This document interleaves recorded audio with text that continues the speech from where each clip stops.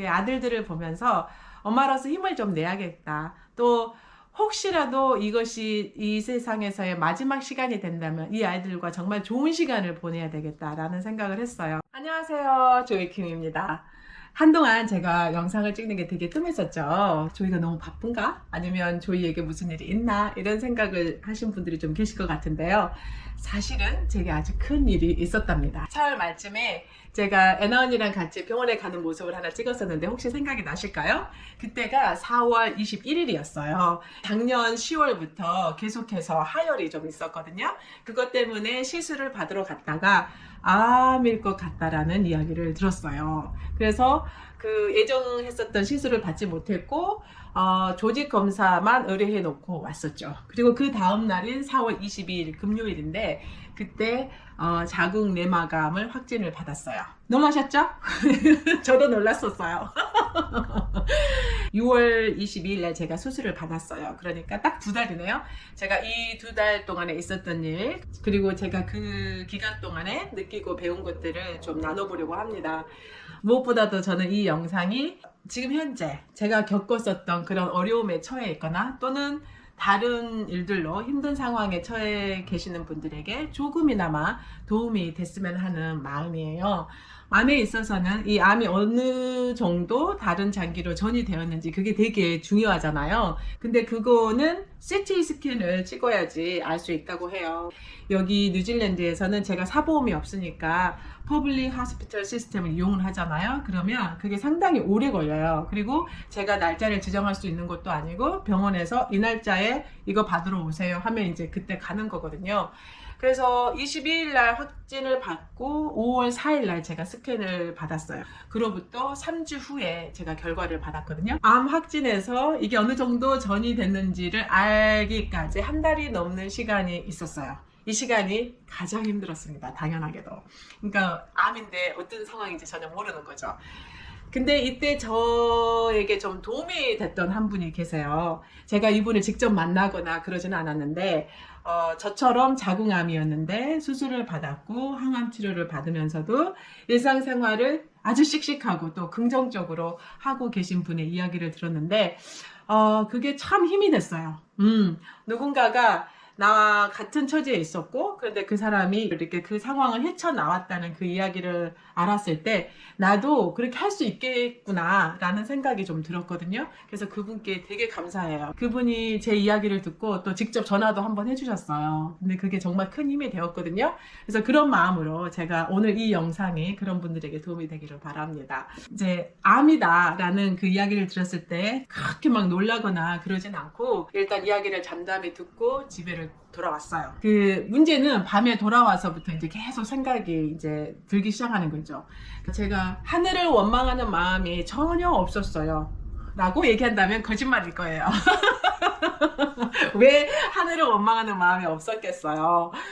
2019년에 그 석사학위 공부를 했었거든요. 근데 그 했던 이유는 뭐냐면은 제가 여기에서 취업을 하고 영주권을 받으려면 제 상황에서는 그 길이 가장 빠른 길이었고 가장 확실한 길이었기 때문에 공부를 한 거거든요. 근데 되게 힘들게 공부했어요. 늦은 나이에 공부를 했으니까. 그래서 공부를 잘 끝마치고 직장을 딱 얻었는데 코로나 사태가 터진 거죠.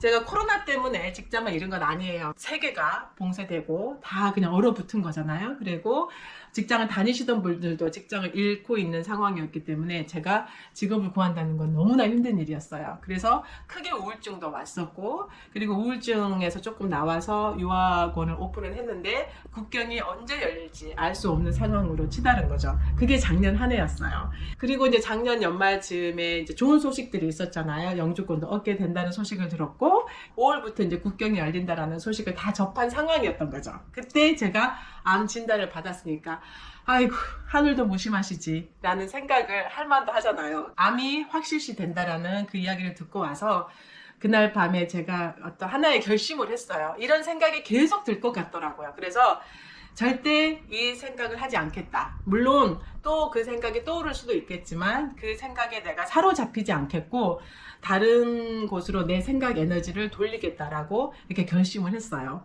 그렇게 하고 나니까 결과적으로는 딱히 바뀔 게 없어요. 제가 암 진단을 받은 날과 받기 전이 뭐 다른 게 뭐 있어요? 상황은 똑같은데 다만 내가 암을 가지고 있다라는 것을 안 거 외에는 크게 차이가 없잖아요. 그래서 하는 일들을 계속 하자라고 생각을 한 거죠.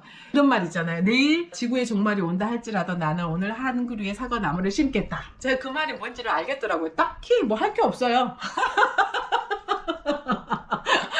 아니 뭐 병원 치료는 당연히 받아야죠. 그러니까 제가 이제 치료를 어떻게 받고 또 몸을 돌보고 그런 것들은 기본적으로 하지만 그것들을 하는 것 외에 딱히 뭔가를 할 게 없었어요. 그래서 그냥 하던 일들을 하자라고 이렇게 마음을 먹었죠. 4월 22일 날 금요일 날 이제 확진을 받았는데 그 다음 날 제가 IELTS 시험이 있었어요. 내가 지금 여기에서 이 피곤한 몸을 이끌고 가서 내 몸에 스트레스를 주는 것이 옳은 것인가 뭐 이런 생각들을 되게 많이 했는데 결과적으로는 시험을 보기로 했어요. 왜냐하면 만약에 제가 그 시험을 안 보면 암 때문에 내가 계획했던 일들을 또 못하게 됐다라는 그런 원망의 마음이나 쓴 마음이 또 생겨날 것 같은 거예요. 그래서 보기로 했었고 또 제가 아주 운이 좋게도 일기일 수도 있고 연기일 수도 있고 여러 가지 가능성이 있는데 지레 무서워서 뒤로 물러나는 것도 아닌 것 같고 그래서 이제 시험을 보러 갔거든요. 그날 아침에 제가 영상도 찍었더라고요. 그래서 영상 잠깐 보실까요? 안녕하세요, 조이킴입니다. 저는 오늘 아침에 IELTS 스피킹 시험을 좀 보러 왔어요. 제가 어제 오후에 자궁암 진단을 받았거든요. 자궁암이 그러니까 되게 어색하네요. 너무 생소한 단어라서. 그렇다고 해서 삶이 중단되는 건 아니니까 오늘 계획한 대로 시험을 보겠습니다. 오는 길이 너무 예쁘더라고요. 잠깐 보여드릴까요? 하늘 좀 보세요. 너무 예쁘죠? 이 건물에서 제가 시험 볼 건가 봐요. 그리고 하늘 예쁘죠? 오늘 이렇게 시험을 볼 건데 주제가 좀 편안한 주제가 나왔으면 좋겠어요. 제가 사실 공부 집중을 못했어요. 스피킹은 그냥 볼 수 있을 것 같은데 reading, listening, writing 같은 경우에는 에너지가 많이 들어가거든요. 그래서 제가 오늘 오후에 어느 정도의 에너지를 낼 수 있을지 잘 모르겠어요. 어쨌든 오늘 시험 잘 보고 올게요.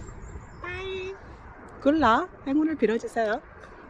네, 그래서 삶이 지속돼야 된다는 그런 생각이 들어서 이제 시험을 봤는데 오전에 이제 스피킹을 보고 잠깐 한 2시간 정도 쉬었다가 리스닝 보고 리딩 시험을 보는데 너무 힘들더라고요. 머리가 굴러가지 않는 건 너무나 당연하고 그러니까 앉아있을 기운도 없는 거예요. 연필을 들고 있을 힘이 없어서 연필을 좀 이렇게 좀 놨어요. 남아있는 그 시험이 리딩 시험하고 라이팅 시험이었는데 라이팅은 찍을 수도 없잖아요. 그래서 나갈까 진지하게 고민을 하다가 죽이 되든 밥이 되든 그냥 끝마치자 라고 마음을 먹었어요.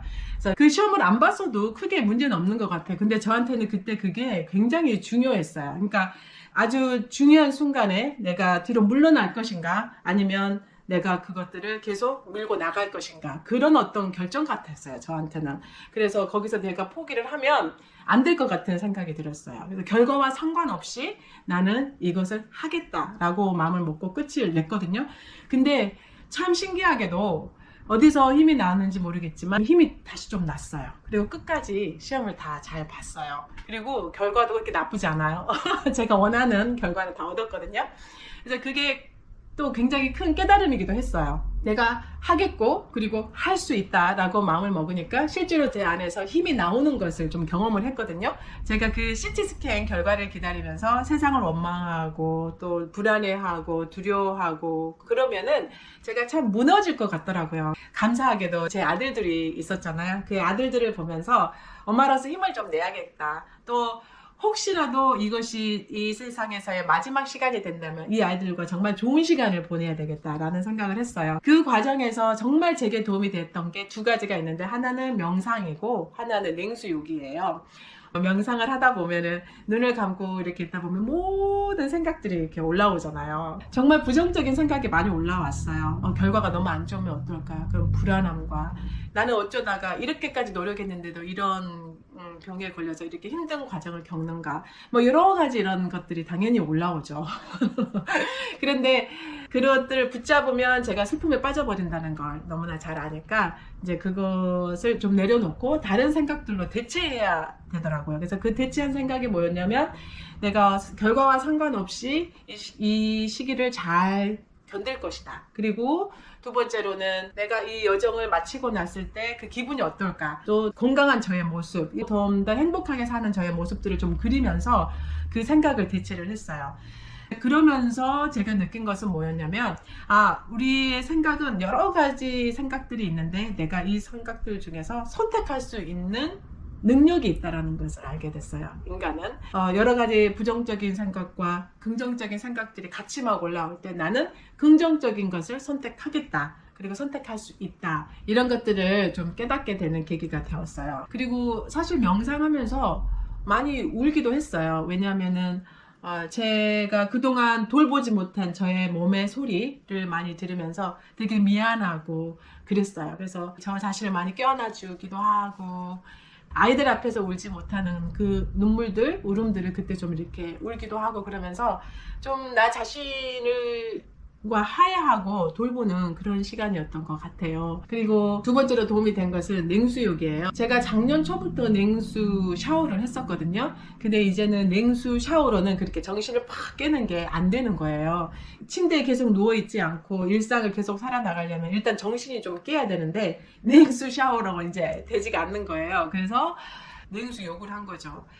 그때가 5월이니까 여기 크라이처치에서는 이제 겨울을 코앞에 두고 있는 시간이거든요. 그래서 꽤 추워요. 특히 아침에는 더 추운데, 아침에 이제 욕조에 물을 받고 10분 이상을 그 찬물 속에 있었어요. 되게 힘들죠. 추웠어요. 당연히. 제가 그것을 왜 했냐면요. 건강적인 효과에 대해서는 저는 전혀 몰라요. 그렇지만 한 가지 아는 건 정신을 확 깨주거든요. 그 맑은 정신이 나는 게 되게 좋았어요. 찬물 속에 들어갈 때 그 저항이 있잖아요. 마음에서 저항, 그 저항을 뚫고 들어갔고, 그 물 속에서 호흡을 하면서 10분 이상을 기다리고 나왔을 때 그 느끼는 쾌감이 있어요. 내가 해냈구나. 내가 이 힘든 마음의 장벽을 넘었구나. 이런 쾌감이 있었는데, 중요한 것은 뭐였냐면 이 암의 결과가 어떻게 나오든지 간에 그것들을 제가 이겨낼 수 있겠다. 이 암과 함께 살아갈 수 있겠다라는 나에 대한 확신, 이런 것들이 많이 들었어요. 그리고 나서 결과가 나왔는데 정말로 감사하게도 아주 초기에 발견되어서 다른 장기로의 전이가 전혀 없었어요. 너무 감사하죠. 너무 감사합니다. 자궁하고 난소 이렇게 적출하는 수술을 받으면 되겠다. 방사선이나 항암 치료가 필요하고 또 얼마나 필요할지에 대해서는 수술하면서 정확하게 알게 될 거다라고 얘기를 했거든요. 그래서 6월 22일 날 수술을 받으면서 이제 전이 상태를 체크하기 위해서 림프절인가요? 거기도 이제 테스트를 했는데 그 결과는 아주 깨끗해서 저는 항암 치료도 안 받았고요. 방사선 치료도 안 받았어요. 지금 이제 수술 끝난 지 2달이 더 넘었으니까 아주 건강하게 잘 지내고 있답니다. 이 암은 참 저에게 선물과 같아요. 제가 이것을 통해서 일상의 소중함과, 그리고 내 자신을 돌본다는 거, 내 마음을 돌본다는 거, 또 몸을 돌본다는 게 무엇인지, 또 어떻게 해야 되는지, 또 일하고 삶의 균형은 어떻게 맞춰야 되는 건지, 이런 것들을 좀 더 구체적으로 배우는 계기였던 것 같아요. 제가 마치 큰 산 하나를 넘은 것 같고 큰 바다 하나를 건넌 것 같아요. 제가 배운 것은 내 마음가짐이 얼마나 중요한지, 제 삶을 대하는 태도가 얼마나 중요한지를 다시 한번 깊이 깨닫게 된 것 같아요. 그 헨리 포드가 그런 말 했다고 하잖아요. 네가 할 수 있다고 믿든 할 수 없다고 믿든 네 말이 맞다. 이게 정말 단순한 말이잖아요. 할 수 있다고 믿으면 할 수 있고, 할 수 없다고 믿으면 할 수 없다는 것. 생각해보면 그래요. 내가 할 수 없다고 믿으면요, 시도조차 안 하게 되어 있어요. 근데 내가 할 수 있다고 믿고 내가 하겠다라고 마음을 먹으면 우리 뇌가, 또 우리 몸이, 또 우리 삶이 어떤 방법들을 찾아내는 것 같아요. 기운도 나오고, 인생에 여러 가지 어려움 겪잖아요. 대부분의 인생에. 근데 그게 어려움이 왔을 때 그 상황의 희생양이 되어서 상황에 져버리기보다는 상황 속에서 내가 할 수 있는 일들을 해내는 힘, 그런 것들에 대해서 제가 많이 배운 것 같아요. 삶으로. 혹시 여러분 중에 이렇게 힘든 상황을 겪고 계시다면 마음의 힘을 내시기를, 큰 힘을 내시기를 제가 응원하겠습니다. 힘내세요. 고맙습니다. 저는 다음에 또 뵐게요.